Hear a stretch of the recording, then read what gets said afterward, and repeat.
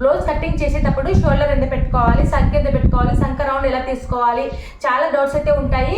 వీటిల్లో ముఖ్యమైనది ఏంటంటే ఈ షోల్డర్ అనమాట. షోల్డర్ ఎగ్జాక్ట్గా ఎంత తీసుకోవాలి, అలాగే సంఖ రౌండ్ అనేది ఎంత తీసుకోవాలి అనేది తెలిస్తే మీకు ఈజీగా బ్లౌజ్ మొత్తం కటింగ్ అనేది ఈజీగా అర్థమైపోతుంది. అలాగే స్టిచ్చింగ్ కూడా పర్ఫెక్ట్గా అయితే ఉంటుంది అనమాట. మెయిన్గా మనకు చెస్ట్ మార్కింగ్ అలాగే సంఖ మార్కింగ్ ఎగ్జాక్ట్గా మ్యాచ్ అయితేనే మనకు బ్లౌజ్ అనేది పర్ఫెక్ట్ ఫిట్టింగ్ అనేది వస్తుంది. అలాగే మనకు ఏ విధంగా షోల్డర్ తెలుసుకోవాలి, ఏ విధంగా సంఖ తెలుసుకోవాలి అంటే ఈ రోజు వీడియోలో అయితే ఎక్స్ప్లెయిన్ చేస్తాను. ఒకసారి చివరి వరకు చూడండి వీడియో, అప్పుడు మీకు ఈజీగా అయితే అర్థమవుతుంది. చాలా ఈజీ మెథడ్లో మీకు బ్లౌజ్ కటింగ్ అనేది ఉంటుంది.